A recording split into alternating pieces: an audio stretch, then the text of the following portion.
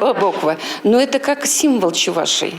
Она символизирует чувашскую письменность. «Нет будущего у народа, который забывает свое прошлое», гласит чувашская народная пословица. В Чувашии не забывают, хранят традиции, помнят и чтят тех, кто вывел родную словесность в свет. 150 лет назад просветитель Иван Яковлев ввел новую азбуку, которая позволила не просто записать на бумаге многовековой опыт и мудрость чувашского народа, а передать всю красоту его звучания.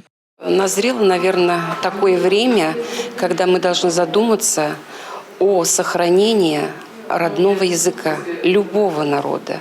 Русского, чувашского, татарского.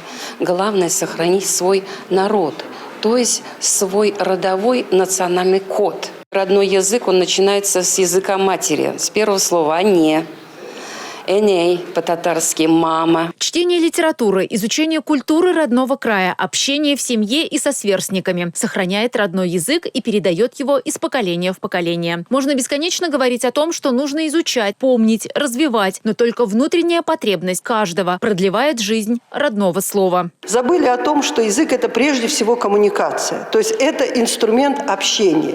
Если человек не изучает язык, он, значит, и не использует его, он, значит, сужает круг общения, он сужает кругозор. Потому что язык – это тот самый предмет, тот самый инструмент, который позволяет нам раздвигать горизонты. Как научить играть на инструменте тысячи слов подрастающее поколение во многом зависит от культуры и примера взрослых.